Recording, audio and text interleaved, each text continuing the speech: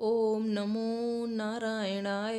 ओम नमो नारायणाय। श्रीमन नारायण नारायण हरि हरि। भजमन नारायण नारायण हरि हरि। जय श्री हरि विष्णु जी। नमस्कार दोस्तों, आप सभी का मेरे चैनल में हार्दिक स्वागत है। दोस्तों, आज हम जानेंगे विजया एकादशी व्रत का पारण कब और कैसे करें। दोस्तों, विजया एकादशी का व्रत फाल्गुन मास के कृष्ण पक्ष की एकादशी को किया जाता है और 2024 में विजया एकादशी का व्रत 2 दिन किया गया है, 6 मार्च को और 7 मार्च को।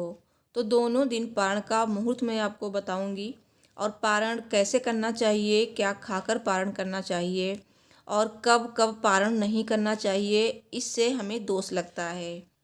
तो पूरी वीडियो देखें, वीडियो को लाइक करें और चैनल को सब्सक्राइब करें। कमेंट बॉक्स में जय श्री हरि विष्णु जी अवश्य लिखें। दोस्तों, विजया एकादशी का व्रत फाल्गुन मास के कृष्ण पक्ष की एकादशी को किया जाता है और इस व्रत को करने से भगवान विष्णु की असीम कृपा मिलती है और हर कार्य में विजय मिलती है। विजया एकादशी अपने नाम के अनुसार ही विजय प्रदान करने वाली एकादशी है। तो 2024 में विजया एकादशी का व्रत 6 मार्च और 7 मार्च दोनों दिन किया गया है। तो जो लोग 6 मार्च को व्रत करेंगे वो लोग 7 मार्च को पारण करेंगे और जो 7 मार्च को व्रत करेंगे वो 8 मार्च को पारण करेंगे। तो पारण का मुहूर्त क्या है ये भी मैं आपको आगे बताऊंगी। तो दोस्तों, कुछ नियम होते हैं पारण के। तो पारण व्रत खोलने को कहते हैं। तो नियम अनुसार ही व्रत खोला जाता है एकादशी का। तो अगर आप नियमानुसार व्रत का पालन नहीं करेंगे तो व्रत का पूर्ण फल आपको नहीं प्राप्त होता है। तो व्रत का पारण कभी भी सूर्य उदय के पहले नहीं करा जाता है। साथ ही व्रत का पारण कभी भी हरिवासर में भी नहीं किया जाता है। तो अभी हम जानेंगे हरिवासर क्या होता है। सबसे पहले जानते हैं कि एकादशी व्रत का पारण कब किया जाता है। दोस्तों, एकादशी व्रत का पारण हमेशा द्वादशी तिथि में किया जाता है और द्वादशी तिथि की पहली 1/4 अवधि को हरिवासर कहा जाता है। तो द्वादशी तिथि में पारण तो किया जाता है लेकिन हरिवासर में नहीं किया जाता है, इतना आप ध्यान रखें। और जो लोग हरिवासर में पारण करते हैं उन्हें पाप लगता है। और कभी भी एकादशी व्रत का पारण सूर्योदय के पहले नहीं करें। जैसे कि कभी तिथि के घटने बढ़ने के कारण द्वादशी तिथि सूर्योदय के पहले समाप्त हो जाती है। तो ऐसे में आपको एकादशी व्रत का पारण सूर्योदय के बाद ही करना चाहिए। एकादशी व्रत के दिन आपने जैसे पूजा की है वैसे आप एकादशी के दूसरे दिन यानी कि द्वादशी तिथि पे भी सुबह पूजा करेंगे। पूजा करने के बाद आप पारण का भोजन बनाएंगे। तो भोजन आपका सात्विक होना चाहिए। अगर आपको ब्राह्मण मिल जाते हैं तो आप ब्राह्मणों को अपने घर आमंत्रित करें और वो वाला भोजन ब्राह्मणों को कराएं जो आपने बनाया है और उसके बाद दान दक्षिणा देकर उन्हें विदा करें। और अगर ब्राह्मण नहीं मिलते हैं तो आप ये भोजन गरीबों को खिला सकते हैं या फिर आप सूखा भोजन यानी कि सूखा अनाज मंदिर में भी दान कर सकते हैं, फिर पारण कर सकते हैं। दोस्तों, अगर कोई नहीं मिलता है आपको तो आप चींटियों को चीनी खिलाकर या चींटियों को आप आटा खिलाकर, गाय को रोटी खिलाकर और किसी की मदद करके या फिर आपके यहाँ कोई गरीब आता है उसको खाना खिलाकर ऐसे भी आप पारण कर सकते हैं। और पारण हमेशा शुभ मुहूर्त में ही किया जाता है। तो अभी हम जानेंगे कि पारण का शुभ मुहूर्त क्या है। तो दोनों दिन पारण का मुहूर्त हम आपको इस वीडियो में बताएंगे। फिर हम जानेंगे कि क्या खाकर हमें पारण करना चाहिए।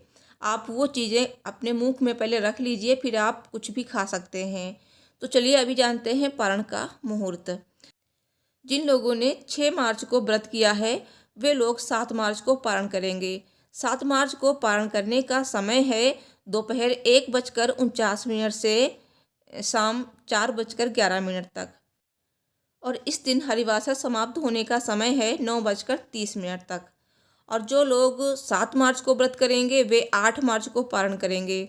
8 मार्च को पारण करने का समय है सुबह 6:42 से सुबह 9:04 तक। तो इस बीच आप पारण जरूर कर लें।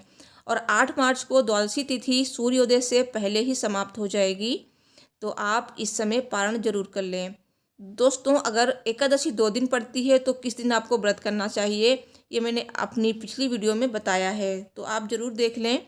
अभी जानते हैं कि क्या खाकर पारण करना चाहिए।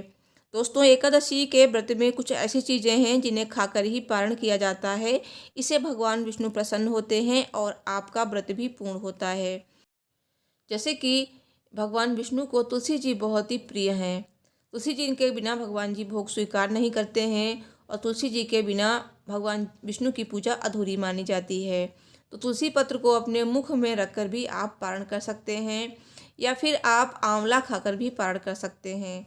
आंवला के वृक्ष में भगवान विष्णु, माता लक्ष्मी और त्रिदेवों का वास माना जाता है। तो आंवला खाकर पारण करने से आपके सुख सौभाग्य में वृद्धि होती है। या फिर आप चावल खाकर भी पारण कर सकते हैं। एकादशी के दिन चावल नहीं खाए जाते हैं, लेकिन द्वादशी तिथि पे चावल खाकर भी पारण किया जाता है। या फिर आप सेम फली खाकर भी पारण कर सकते हैं या फिर भगवान जी का चढ़ाया हुआ जल ग्रहण करके भी आप पारण कर सकते हैं। दोस्तों, इस दिन आपको मांस, मदिरा, लहसुन, प्याज, बैंगन, मूली, मसूर की दाल का सेवन बिल्कुल भी नहीं करना है। दोस्तों, पारण के दिन दान जरूर किया जाता है, तो दान आप जरूर करें। ज़रूरतमंदों को दान कर सकते हैं और जूते, चप्पल, कंबल, कपड़े और अन्न धन का दान बहुत ही ज़्यादा शुभ माना जाता है। तो एकादशी का दान बहुत ही ज़्यादा महत्वपूर्ण होता है। तो अपनी सामर्थ्य के अनुसार दान करें और इस वीडियो को लाइक, चैनल को सब्सक्राइब करें। कमेंट बॉक्स में जय श्री हरि विष्णु जी अवश्य लिखें। Thanks for watching. Radhe Radhe.